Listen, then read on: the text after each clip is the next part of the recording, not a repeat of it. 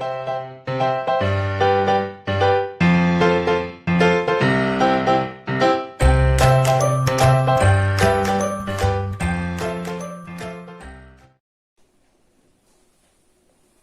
विद्यार्थी मित्रांनो, संजीवनी क्लासेस लोणेरेमध्ये आपलं सर्वांचं खूप खूप स्वागत.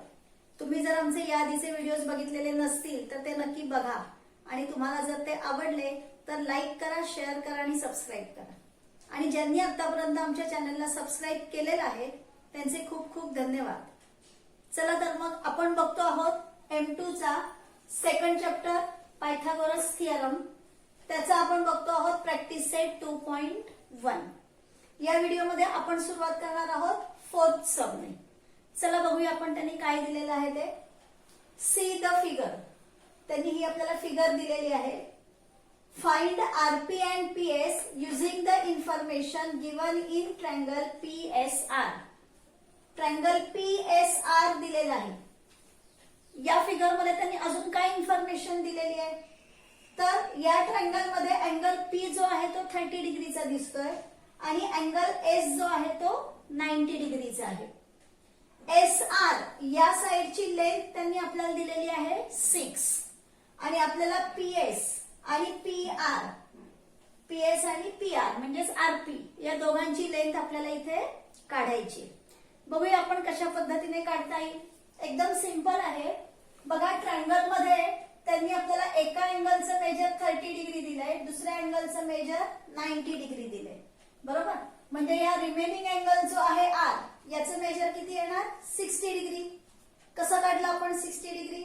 आपल्याला माहिती आहे ट्रायंगलच्या तिन्ही अँगलची ऍडिशन असते 180 डिग्री. बरोबर. मग आपल्याकडे दोन अँगलचं मेजर आहे 30 आणि 90 डिग्री. मग 180 डिग्री मधून या दोन अँगलचं मेजर आपण त्याची ऍडिशन मायनस केली की आपल्याला या रिमेनिंग अँगलचं मेजर मिळेल. ते येणार आहे 60 डिग्री. म्हणजे आपला ट्रायंगल झाला 30, 60, 90 डिग्रीचा triangle.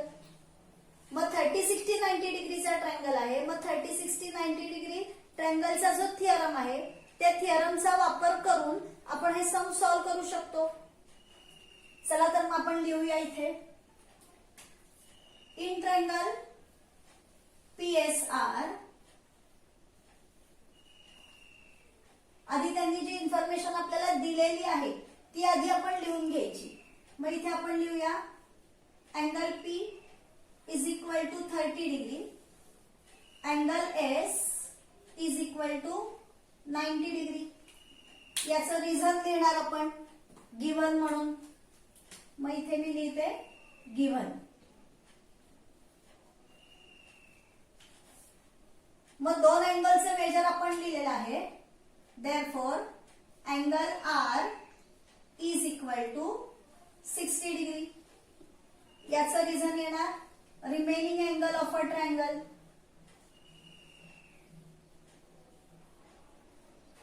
Remaining angle of a triangle. मग आता तीन अँगलचं मेजर आपल्याकडे आलं म्हणून आपण इथे लिहूया therefore triangle PSR is of 30, 60, 90 degree. मग 30, 60, 90 डिग्रीचा ट्रायंगल आहे म्हणून आपण इथे लिहूया by 30, 60, 90 degree triangle theorem. Therefore, by 30 degree, 60 degree, 90 degree triangle theorem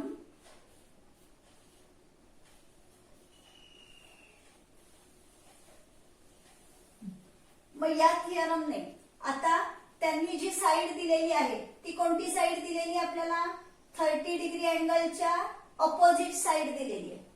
मग आपल्याला काय रिलेशन माहिती आहे की side opposite to 30 degree is half of the hypotenuse.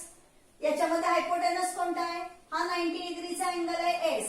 म्हणजे त्या एस ची ऑपोजिट साइड येणार आहे पीआर. पीआर हा आहे हायपोटेनस. मग आपल्याकडे 60 डिग्रीची ऑपोजिट साइड आहे त्याच्यावरून आपण हायपोटेनसची लेंथ काढू शकतो.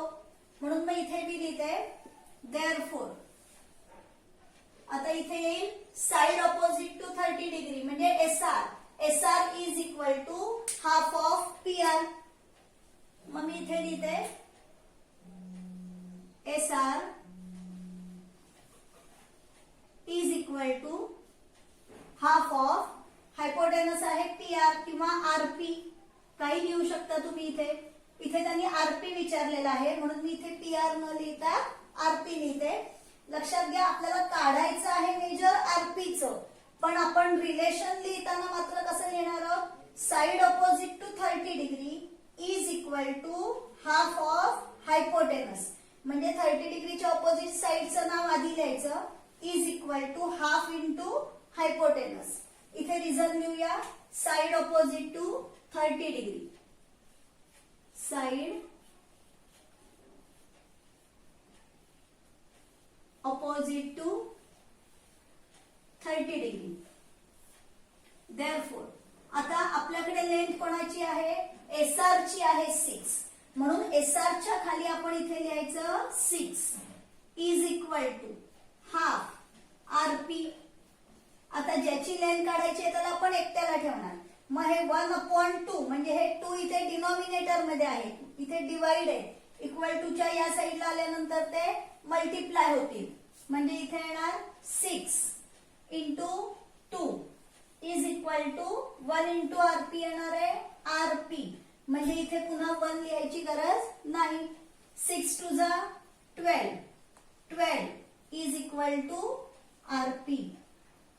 That is RP is equal to 12 unit. म्हणजे इथे आपल्याला आरपी ची लेंथ मिळाली. बरोबर. आता आपल्याला पीएस याची लेंथ काढायची आहे. मग पीएस ही साइड 60 डिग्री अँगलची ऑपोजिट साइड आहे. मग आता त्या थिअरम नुसार 30, 60, 90 डिग्री ट्रायंगल थिअरमने आपण काय सांगतो, side opposite to 60 degree is √3/2 times the hypotenuse. म्हणजे इथे येणार साइड ऑपोजिट टू 60 डिग्री म्हणजे PS is equal to √3/2 times the hypotenuse. इथे आपण रिझन लिहूया, side opposite to 60 degree, side opposite to 60 degree. Therefore आता आपल्याकडे पीएस ची लेंथ नाहीये म्हणून इथे आपण पीएस ला असंच ठेवलं, इज इक्वल टू √3/2 आणि आरपी ची लेंथ आपल्याला मिळालेली आहे 12 म्हणून इथे आपण लिहिलं इंटू 12. 2 1 जा 2, 2 6 जा 12. Therefore PS is equal to √3 into 6 √3 unit. ही आपल्याला पीएस ची लेंथ मिळाली. इथे बघा √3 आधी आहेत आणि 6 नंतर आलेले आहेत, तरी सुद्धा हा नंबर लिहिताना √3 6 असं कधीच लिहित नाही. तर 6 ला आधी लिहायचं आणि √3 ला नंतर लिहायचं, या पद्धतीने लिहायचं. लक्षात ठेवा. आता आपल्याला आरपी ची लेंथ इथे मिळाली आहे, याला समजा मी 1 नंबर देते आणि पीएस आपल्याला इथे मिळालेला आहे त्याला मी इथे सेकंड नंबर देते. आता फायनल आन्सर आपल्याला लिहायचंय म्हणून मग आपण इथे फायनल आन्सर लिहूया, फ्रॉम 1 and 2. फायनल आन्सर आपण बॉक्स मध्ये लिहूया, नेहमी लिहितो तसं. RP is equal to 12 unit, PS is equal to 6√3 unit. बघा जर का 30, 60, 90 चा थिअरम तुम्हाला माहिती असेल ना, तर सम वाचल्यानंतर आणि फिगर बघितल्यानंतर सॉल्व्ह करायच्या आधी ओरली सुद्धा तुम्हाला तुमचा आन्सर मिळू शकतो. साइड ऑपोजिट टू 30 डिग्री आहे ती हाफ ऑफ दी हायपोटेनस आहे, म्हणजे हायपोटेनस जो आहे तो या साइडच्या ट्वाइस येणार आहे. म्हणजे 30 डिग्रीची ऑपोजिट साइड 6 आहे म्हणजे ही येणार 6 2 जा 12. बरोबर. आणि ज्या वेळेला 30, 60, 90चा थिअरम ज्या व्हिडिओमध्ये मी सांगितलेला आहे, तर तिथे मी तुम्हाला सांगितलं लक्षात ठेवायला एक सोपी ट्रिक की 60 डिग्रीची ऑपोजिट साइड कशी लक्षात ठेवायची. तर 30 डिग्रीची ऑपोजिट साइड आहे, त्याच्या पुढे √3 लिहिलं की तुम्हाला 60 डिग्रीची ऑपोजिट साइड मिळते. मग 30 डिग्रीची ऑपोजिट साइड आहे 6, त्या 6च्या पुढे √3 लिहिल्यानंतर 6√3 ही तुम्हाला 60 डिग्रीची ऑपोजिट साइड मिळाली.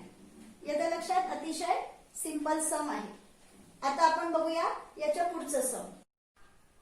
तिथे त्यांनी आपल्याला ट्रायंगल एबीसी दिलेला आहे आणि सम दिलेला आहे. For finding AB and BC with the help of information given in figure complete following activity. For finding AB and BC म्हणजे एबी आणि बीसी या दोन साइडची लेंथ आपल्याला फाइंड आउट करायची आहे. त्यांनी आपल्याला एसी ची लेंथ दिलेली आहे √8 आणि एबी आणि बीसी या दोन साइड्स वरती आयडेंटिकल मार्क्स केलेले आहेत. याचा अर्थ काय. आयडेंटिकल मार्क्स आहेत म्हणजे एबी आणि बीसी या दोन साइड्स ज्या आहेत त्या इक्वल लेंथच्या आहेत. मग आता इथे बघूया आपण AB is equal to BC. त्यांनी इथे लिहिलेलं आहे AB is equal to BC. याच्या पुढे आपल्याला काय लिहावं लागेल गिव्हन, कारण त्यांनी आपल्याला फिगर मध्ये त्या पद्धतीने लिहिलेलं आहे म्हणून आपण इथे लिहूया given. Therefore angle BAC is equal to, पुन्हा इथे एम्प्टी बॉक्स दिलेला आहे. आता आपल्याकडे बीएसीचं मेजर त्यांनी दिलेलं नाहीये, मग तिथे आपल्याला काय लिहायचं असेल तर 9th स्टँडर्ड मध्ये आपण आयसोसेलस ट्रायंगल थिअरम शिकलो. काय शिकलो त्या थिअरम मध्ये. If two sides of a triangle are congruent then their opposite angles are congruent. मग आता इथे एबी आणि बीसी या दोन साइड्स कॉन्ग्रुएंट आहेत. मग एबी साइडच्या ऑपोजिट अँगल आहे सी आणि बीसी साइडचा ऑपोजिट अँगल आहे ए. म्हणजे ए आणि सी हे दोन्ही अँगल्स आहेत, हे दोन्ही अँगल्स कॉन्ग्रुएंट येतील. मग आता इथे आपल्याला लिहावं लागेल angle BAC is equal to angle BCA. Angle BCA बरोबर. आता दोन अँगल्स इक्वल आले आणि लक्षात घ्या या अँगलचे मेजर आहे 90 डिग्री. ट्रायंगलच्या तिन्ही अँगलची ऍडिशन असते 180 डिग्री. मग 180 डिग्री मधून हे 90 मायनस केले की उरतील 90 डिग्री आणि हे दोन अँगल्स कॉन्ग्रुएंट आपल्याला इथे मिळत आहेत म्हणजे त्या दोन्हीचं मेजर इक्वल आहे. म्हणजे प्रत्येकाचं मेजर येणार 45 डिग्री. म्हणजे एबीसी हा ट्रायंगल झाला 45 90 डिग्रीचा बरोबर. आता ही ऍक्टिव्हिटी आहे त्यामुळे ऍक्टिव्हिटी मध्ये आपण आपल्या मनाने एक्स्ट्रा स्टेप्स काही लिहू शकत नाही. पण जर का या पद्धतीने तुम्हाला फिगर देतील आणि जर का तुम्हाला solve find the value of AB and BC असं जर आलं सॉल्व करायला तर मात्र तुम्हाला तिथे ते लिहून दाखवावं लागेल की याच्यामध्ये अँगल एबीसी 90 डिग्रीचा आहे म्हणून मग बीएसी आणि बीसीए या दोघांचे मेजर येणार 45 डिग्री. म्हणून मग हा AB triangle ABC is of 45 90 degree.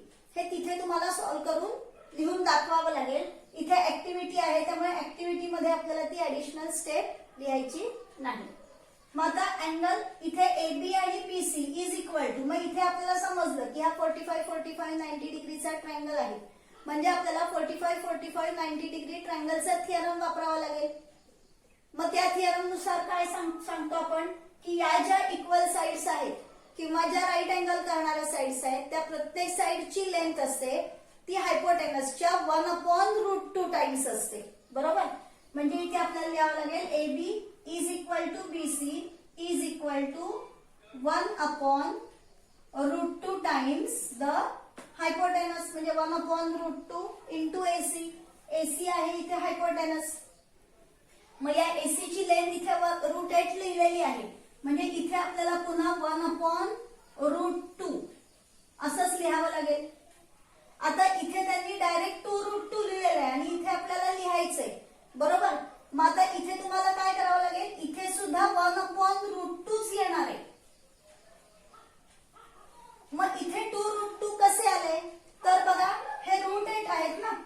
मग √8 याच्यामध्ये रूट साइन मध्ये आपण याला फॅक्टर्स घेतले 8 चे म्हणजे हे आले 4 2 8 बरोबर आहे. आणि 4 चं स्क्वेअर रूट आहे 2 म्हणून स्क्वेअर रूट ऑफ 4 आलं 2 आणि हे √2 आपण असेच लिहिले, म्हणजे √8 याला 2√2 मध्ये कन्वर्ट केलंय, म्हणून या √8च्या इथे आले 2√2 आणि हे 1/√2 जे आहेत हे 1/√2 आपण आहे तसेच लिहिले. ज्यावेळेला तुम्ही सॉल्व्ह करत असाल, ऍक्टिव्हिटी नाही सम जर सॉल्व्ह करायचं असेल तर तुम्हाला याच्या पुढे रिझन द्यावं लागेल 45 45 90 डिग्री ट्रायंगल थिअरम. येते लक्षात? मग आता हे न्यूमरेटर आणि डिनॉमिनेटर मधले √2 आणि √2 आहेत ते कॅन्सल होतील. मग हे √2 आणि हे √2 कॅन्सल झाले म्हणजे इथे येतील 1 × 2 आणि मग 1 × 2 चा आन्सर येणार 2. येते लक्षात? म्हणजे AB आणि BC या दोघांची व्हॅल्यू आपल्याला मिळाली इथे 2. हे सम ही ऍक्टिव्हिटी या ठिकाणी कंप्लीट झाली. आता आपण बघूया याच्या पुढचं sum. Find the side and perimeter of a square whose diagonal is 10 centimetre. त्यांनी आता इथे आपल्याला स्क्वेअरच्या डायगोनलची लेंथ दिलेली आहे 10 सेंटीमीटर आणि त्याचं साइड आणि पेरिमीटर आपल्याला काढायला सांगितलेलं आहे. इथे आपण स्क्वेअरची साइड आणि स्क्वेअरचं डायगोनल याचं डायरेक्ट रिलेशन इथे लिहिणार आहोत. मी आधी ते रिलेशन काय आहे ते तुम्हाला सांगते, पण ते रिलेशन फार घोकमपट्टी करून लक्षात नाही ठेवायचंय. तर ते कशा पद्धतीने रिलेशन आलेलं आहे ते पण मी तुम्हाला एक्सप्लेन करून सांगते. In a square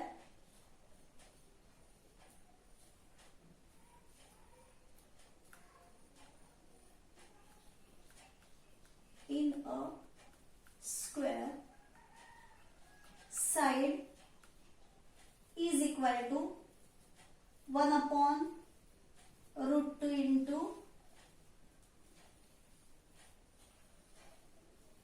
diagonal. हे ते रिलेशन. आता हे रिलेशन कसं आलंय बघा. हा मी घेतला स्क्वेअर. स्क्वेअर म्हटल्यानंतर त्याचे all angles congruent, all sides पण त्याच्या इक्वल आल्या, बरोबर. हा आहे त्याचा डायगोनल. आता आपल्याला माहितीये की स्क्वेअर म्हटल्यानंतर त्याचे सगळे अँगल्स 90 डिग्रीचे असतात. समजा इथे आपण याला ABCD नाव दिलं. याच्यामध्ये डायगोनल काढल्यामुळे आपल्याला ABC हा एक जो ट्रायंगल मिळालेला या ट्रायंगलचा आपण विचार करू.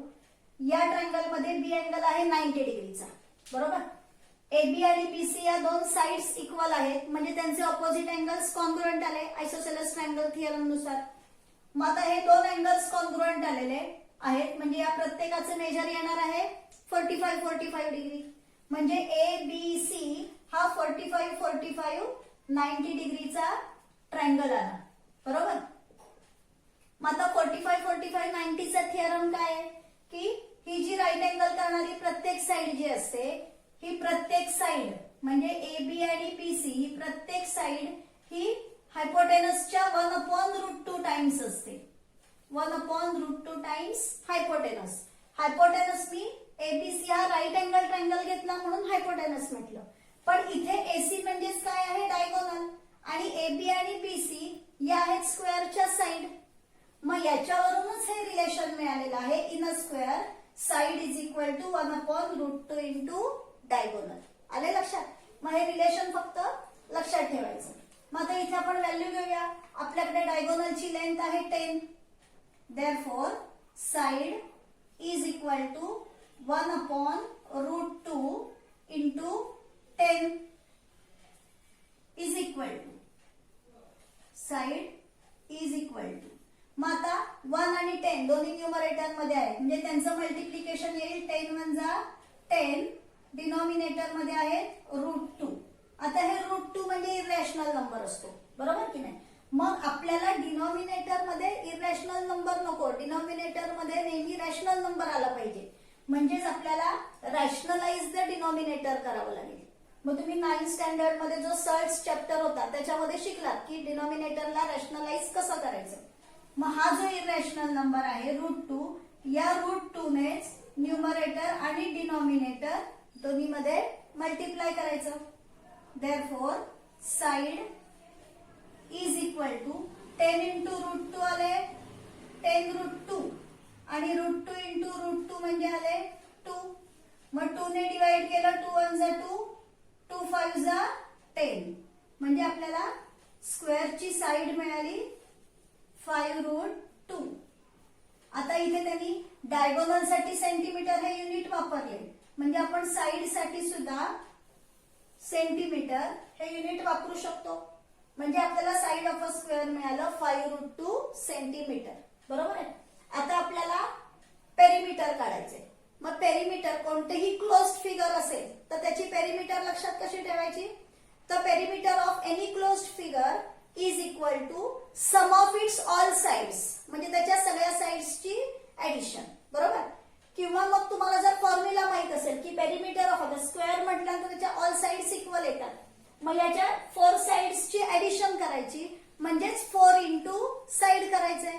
म्हणजे तुम्ही स्क्वेअरच्या पेरिमीटरचा तो फॉर्म्युला आहे, perimeter of a square is equal to 4 into side. Formula लिहिला तरीही चालेल, किंवा perimeter of square is equal to sum of all sides असं लिहिलं तरीही चालेल. मग आता इथे आपण लिहूया पेरिमीटर ऑफ अ स्क्वेअर.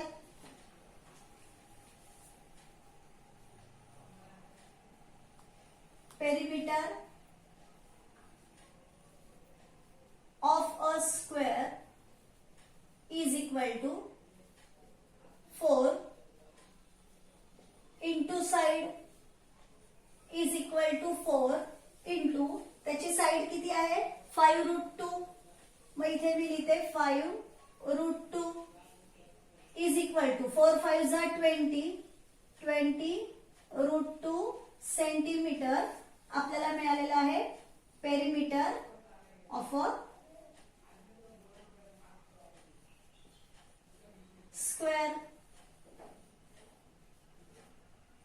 मग आता त्यांनी आपल्याला जे काढायला सांगितलेलं आहे की find the side and perimeter of a square, हे दोन्ही आपल्याला मिळालेलं आहे. मग आता आपण आपलं फायनल आन्सर बॉक्स मध्ये लिहूया.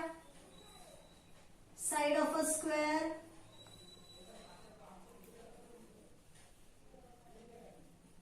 is equal to 5√2 centimetre. Perimeter of a square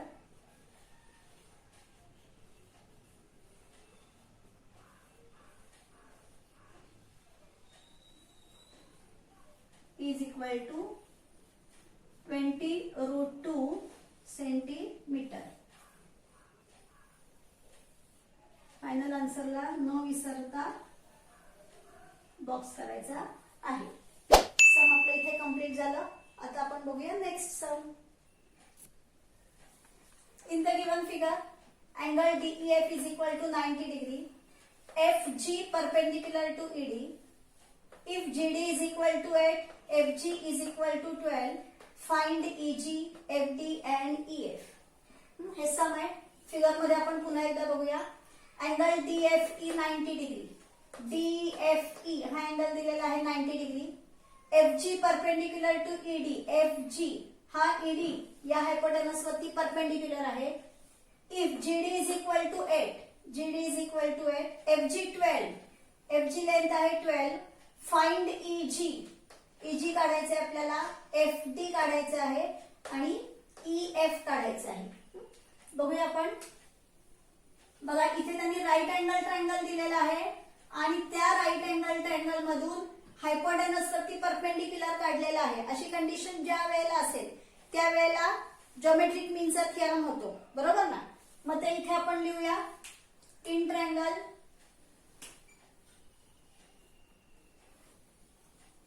DFE, angle DFE is equal to 90 degree. हे गिवन आहे.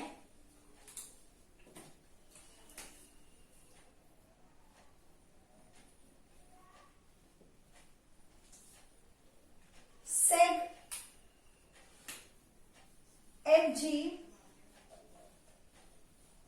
FG is perpendicular to seg ED. हे पण गिवन आहे. म्हणजे या दोन्हीला मिळून आपण गिवन असं लिहू शकतो. बरोबर. मग ज्या वेळेला राईट अँगल ट्रायंगल मध्ये राईट अँगल मधून हायपोटेनस वरती परपेंडिक्युलर काढलेला असेल तेव्हा थिअरम ऑफ जॉमेट्रिक मीन कसं होणार आहे. Therefore FG square GD into EG, बरोबर ना. FG square is equal to GD into EG. इथे रिझन घ्यायचं, theorem of geometric mean. Theorem of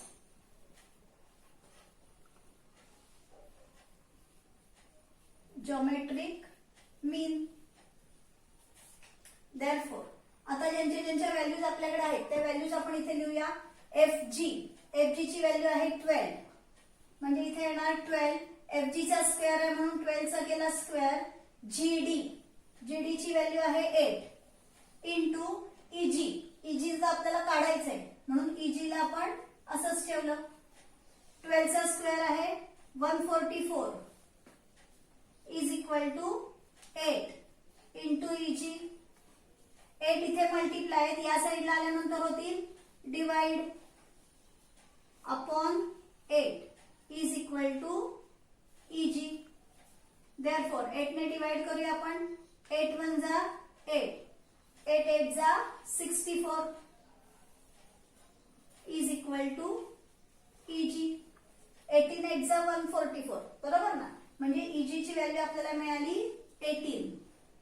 that is EG is equal to 18 unit.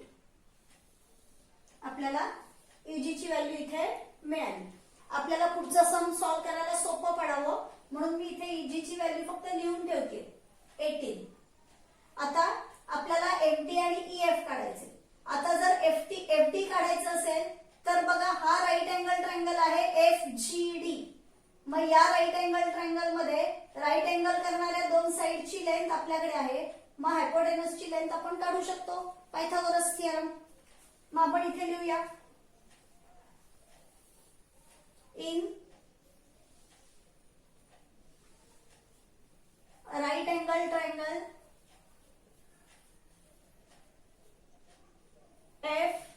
FGD,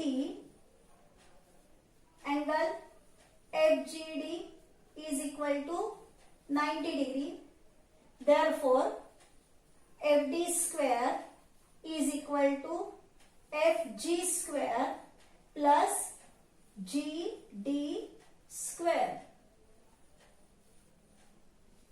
बघा, FD square is equal to FG square plus GD square. इथे reason लिहूया आपण, Pythagoras theorem.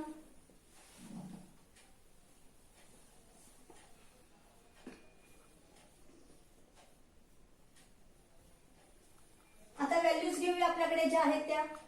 FD square is equal to FG ची value आहे 12 आणि GD ची आहे 8, म्हणजे इथे येणार 12 square plus 8 square. Therefore, FD square is equal to 12 square 144, 8 square 64.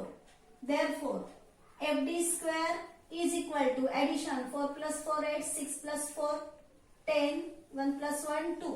FD square is equal to 208. Therefore, FD is equal to into root 208. आता 208 हा कोणाचाही परफेक्ट स्क्वेअर नाहीये, म्हणजे आपल्याला याचे फॅक्टर्स घेऊन याचं स्क्वेअर रूट मिळवावं लागेल, बरोबर. मग याचे फॅक्टर्स बघूया आपण जरा. 208 चे 2 1 जा 2, 2 0 0, 2 4 जा 8, 2 5 जा 10, 2 2 जा 4, 2 2 जा 4, 2 6 जा 12, 2 1 जा 2, 2 3 जा 6, 13 प्राइम नंबर आहे, 13 1 जा 13, बरोबर. आता बघा, हे जे 2 2 2 2 आहेत या सगळ्यांचं मल्टिप्लिकेशन येईल. 2 2 जा 4, 4 2 जा 8, 8 2 जा 16, म्हणजे 16 इंटू 13 हे याचे फॅक्टर्स येतील. आणि 16 हा 4 चा स्क्वेअर आहे, म्हणजे 16 चा स्क्वेअर रूट येईल 4. मग इथे आपण लिहूया हे factors. Therefore FD is equal to into root 16 into 13. मग 16 चा स्क्वेअर रूट येणार 4, म्हणजे इथे येणार 4 रूट 13 युनिट. ही आपल्याला FD ची व्हॅल्यू मिळाली, बरोबर आहे. असंच आपण आता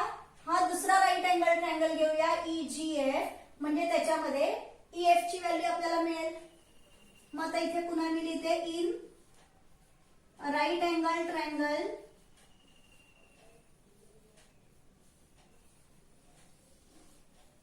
EGF कोणता अँगल 90 डिग्रीचा आहे? Angle EGF is equal to 90 degree, बरोबर. मग 90 डिग्रीची ऑपोजिट साइड, हा 90 डिग्रीचा अँगल म्हणजे याची ऑपोजिट साइड EF, हा हायपोटेनस येणार आहे. म्हणजे इथे आपण लिहिणार EF square is equal to EG square plus GF square किंवा FG स्क्वेअर, काही लिहू शकता तुम्ही. इथे पुन्हा रिझन येणार पायथागोरस थिअरम. पायथागोरस थिअरम हे याचं रिझन आलं. आता पुन्हा व्हॅल्यूज घेऊया आपण. देअरफॉर EF आपल्याला काढायचं आहे, बरोबर ना. मग EF square is equal to EG. आता EG ची व्हॅल्यू आपल्याकडे आपल्याला मिळालेली आहे मगाशी 18, म्हणजे इथे येणार 18 स्क्वेअर प्लस GF ची व्हॅल्यू आपल्याकडे आहे 12, म्हणजे इथे येणार 12 square. Therefore EF square is equal to 18 चा स्क्वेअर आहे 324 आणि 12 चा स्क्वेअर आहे 144. देअरफॉर ऍडिशन करूया आपण. EF square is equal to 4 plus 4 8, 4 plus 2 6, 3 plus 1 4, 468. म्हणजे मगाशी जसे आपण याचे फॅक्टर्स घेतले ना, तसे आता आपल्याला 468 चे पण फॅक्टर्स घ्यावे लागतील. EF square is equal to, आधी इथे आपण लिहूया इंटू रूट 468. आता आपण त्याचे फॅक्टर्स घेऊया 468 चे.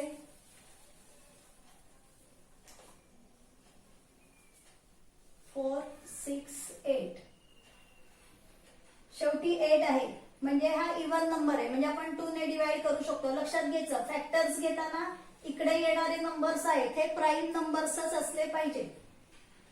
2 2 जा 4, 2 3 जा 6, 2 4 जा 8, 2 1 जा 2, 2 1 जा 2, 2 7 जा 14, 7 प्लस 1 8, 8 प्लस 1 9. या सगळ्यांची ऍडिशन 9 आहे, म्हणजे याला 3 ने आपण डिवाइड करू शकतो, कारण 9 ला 3 ने डिवाइड करू शकतो, बरोबर. नाही 3 ची डिव्हिजिबिलिटी टेस्ट आहे. मग याला 3 ने डिवाइड करू आपण. 3 3 जा 9, 3 9, 3 3 जा 9 रिमेन्स 2, 27 आले. 3 9 जा 27, पुन्हा 3 ने डिवाइड होईल. 3 1 जा 3, 3 3 जा 9, 13 प्राईम नंबर आहे. 13 1 जा 3. आता बघा इथे येतात 2 2 जा 4 आणि इथे येतात 3 3 जा 9. 4 आणि 9 हे दोन्ही आपल्याला स्क्वेअर मिळालेले आहेत, बरोबर. मग याचे फॅक्टर्स लिहिताना आपण लिहू शकतो 4 इंटू 9 इंटू 13. म्हणजे इथे आपण लिहूया स्क्वेअर रूट मध्ये घेतलं म्हणजे स्क्वेअर जाणार ना याचा. EF is equal to into root 4 into 9 into 13. Therefore EF is equal to, आता 4 चा स्क्वेअर रूट येणार 2, 9 चा स्क्वेअर रूट येणार 3 आणि इथे येणार into root 13. Therefore EF is equal to 2 3 जा 6 रूट 13 युनिट. हे आलं EF चा आन्सर, बरोबर. म्हणजे आता त्यांनी ज्या ज्या व्हॅल्यूज आपल्याला काढायला सांगितलेल्या त्या सगळ्या व्हॅल्यूज आपण इथे काढल्या. आपण जरा नेहमी लिहितो तसं फायनल आन्सर बॉक्स मध्ये लिहूया. फक्त माझ्याकडे इथे खाली जागा नाहीये, मी या एम्प्टी स्पेस मध्ये फायनल आन्सर लिहिते. First one EG is equal to, EG आपल्याला मिळालं 18 युनिट. सेकंड आहे FD आपल्याला मिळालं 4 रूट 13 युनिट. आणि थर्ड वन आहे EF आपल्याला मिळालं आहे 6 रूट 13 युनिट.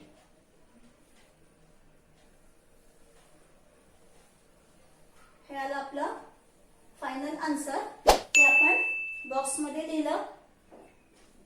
या व्हिडिओमध्ये आपण इथेच थांबणार आहोत.